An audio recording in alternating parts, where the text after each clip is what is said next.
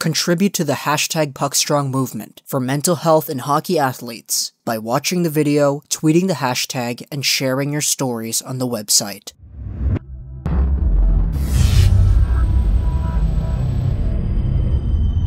I think now is the perfect time to actually start talking about my hopes for the 2018 NHL Entry Draft for our Vancouver Canucks. This video is being made on June 21st. It's the day before the draft. And I'm sitting here with a whole bunch of insecurities just about what we're going to do, who we're going to take, and any potential moves that might transpire. Because I'd be lying if I said that I think that we're going to walk away with the best draft possible.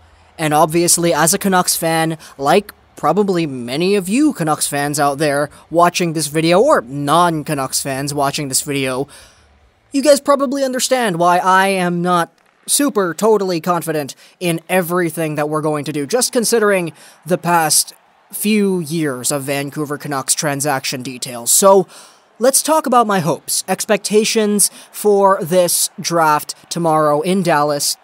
Starting things off with draft picks. The Vancouver Canucks sit at 7th overall, 37th overall, 68th overall, 130th overall, 161st overall, and 192nd overall.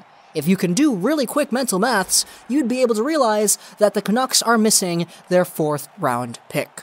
That pick's got a little bit of a story, to be honest, as that 4th round pick was the pick that was sent over to the Pittsburgh Penguins in the Pouliot-Padan trade. That pick, held by the Pittsburgh Penguins in the 4th round at 99th overall, was then later sent over to the Vegas Golden Knights because of that whole Derek Brassard deal. And now the Golden Knights hold on to the 99th overall selection, originally Vancouver's 4th round pick. So we're coming into this draft with 6 draft picks, and of course, as a Vancouver Canucks fan who has been witnessing their moves made throughout the entire season, there's a lot of discrepancy here because, my goodness, if we just made a few more moves at the deadline, maybe offered up a little bit more than just Thomas Vanek, we probably would have been able to get a few more picks. Maybe if we traded a good Branson or whatever, but I digress. We're stuck with what we have now, and we just gotta roll with it. So what exactly am I hoping for out of this draft? In terms of the draft picks, well, for our 7th overall pick, I've already made a slew of videos talking about guys I'd be willing to take. But basically, that list remains unchanged. I would be fine with Dahlin, Svechnikov, Zadina. Okay, those 3 are probably not going to be there, let's be honest here. I'd be good with Tkachuk if he falls, Wahlstrom, Boqvist, Hughes. I'd also be fine with Kotkaniemi and Oliver Wahlstrom, as well as Joe Veleno. These are the guys that I think deserve to be drafted by us if we were able to grab them. Of course, some of these picks, like, really? Adam Boqvist at 7th? Or, really? Joe Veleno at 7th? Of course, there are some ideals here that are conflicting with the general belief that I'm trying to spread here, but at the same time, Elias Pettersson was supposed to go 9th, but he was drafted 5th, so he jumped up by quite a few spots. The point being here is, the Vancouver Canucks have a list of 9 players, basically, that they've already established on the radio and everything, that they'd be willing to take at 7th. So, I'm basically a Jim Benning fan at this point. I'm a huge fan of his drafting. I like what he's been able to do with the drafts. Gustav Forsling was a great pick. Brock Besser, Elias Pettersson, great picks. If Thomas Gradin is going to come in here, step into the locker room and say, hey, Jim Benning, we got to take this Swedish kid, Adam Boqvist, I'm all for it, because Gradin landed us the Sedins. I don't remember if he landed us Edler too, but I know for sure that he landed us Elias Pettersson. If Gradin is in on it, I'm good with it. And I trust the scouting staff to grab themselves a good 1st round draft pick. That being said, we still have 5 other picks to go. With our 2nd round pick, there are going to be many guys who might be there, might not be there. Jack Drury is a guy who I've talked about before, but back when I talked about him, he was most likely going to go in the 3rd round. Nowadays, it looks like he's going to be taken in the mid-2nd round. So, who knows about him? If the Vancouver Canucks snagged him up, I'd like that a lot. If we grabbed ourselves Dominic Bach, who miraculously falls all the way to 37th, I'd really like that as well. Ryan Merkley, maybe, even if he's there too. there are many great players at the second round position that we will be able to take because this is basically sort of where we were last year too.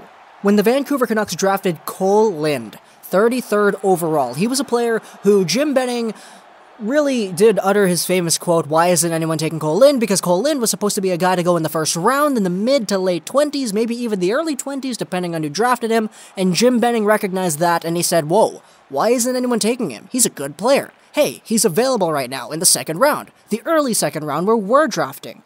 Let's take him." And I could totally see something like that happening again this year. We've seen a lot of guys rising, falling in the rankings, but for the most part, the Vancouver Canucks are in a good spot at 37th overall. That leads us on to our third round pick. There are many guys that we could take as well.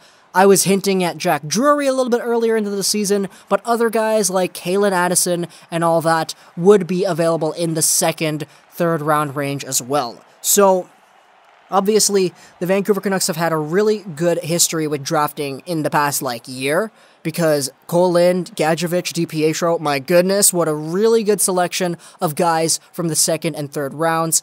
I'm confident in our second and third round drafting skills beyond our first round drafting skills, and I'm looking forward to seeing that on Saturday.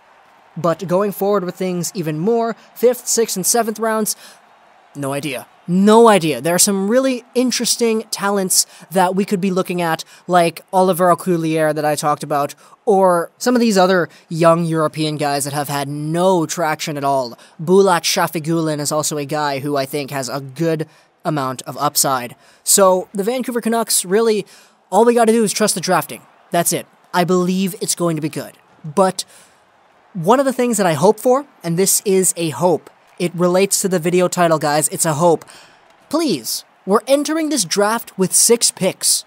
When we leave this draft, I want to have picked 6 or more guys. Don't trade any of the picks, please. I'm good with what we have. If we grab more picks, fantastic. I'd like that a lot. But please, if we're trading Tanev, Edler, Goodbranson, Berchi, any of the guys we have on the team right now, don't trade the picks too. Don't use the picks as any sweeteners to our trades. Jim Benning, that is a big request here, and I'm just sitting here in plea that that happens, that we don't trade any of the picks. But other than that, that's the whole side of drafting covered. Let's talk about trades. So, in terms of trades, there have been a lot of trade talks surrounding a few teams, such as the Buffalo Sabres, Tampa Bay Lightning, and recently the Edmonton Oilers too. And the Vancouver Canucks are a team that could probably get themselves involved in any of these trades, but for the most part, these trades, it's one premise from me, and that's just don't give up any picks or young guys. Only if we're not going to get any of those kinds of assets coming back. I don't want to trade for older guys. I don't want to trade younger guys for slightly older guys who will help us transition into the NHL game a little bit more. I want to keep our young core. If we're trading a Cole Lindh for a guy who's young and really freaking good, I would sort of be okay with that. But trading Cole Lindh for a 24-year-old defenseman that isn't barely cracking an NHL roster, no thanks. I don't want that. Honestly, I just want to stabilize the future. Just keep ourselves with a good idea of what we're going to look like 5 years down the line after this draft. And I trust that the scouting staff will get it done. I really do. Because they've proven so much over the past year's worth of drafts that things are looking up. Petrus Palmu was a really good pick. Rathbone looks like he probably will be a good pick. DiPietro, Lindh, Gadjevich, Pedersen, all fantastic picks. And that was all last year. And we got the same scouting staff coming over to Dallas in 2018 to look at what we got and say, hey, this guy's going to be the good guy coming out of the 7th round. And I really do believe that we're going to be able to do that. So that's all I hope for. Just security for the future. Good draft picks, yes, we're going to have those. But the trades could go either way. And also, there's the whole possibility of us not even making any trades. If we stay quiet throughout the whole draft, okay. That's fair. I'm okay with that. Okay with that, yes.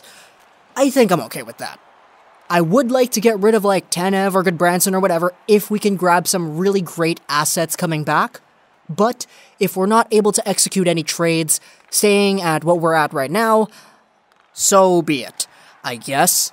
But overall, I'm looking forward to the draft. Days 1 and 2. Things are going to look really interesting, and I can't wait to see what great talents we're going to walk away with. If we grab Kyle Topping, or Jack Drury, Oliver O'Culier, Kalen Addison, I'd be fantastically ecstatic. And I'd be really willing to see what we do with the rest of our assets going forward, because this is an opportunity to grab some new talent.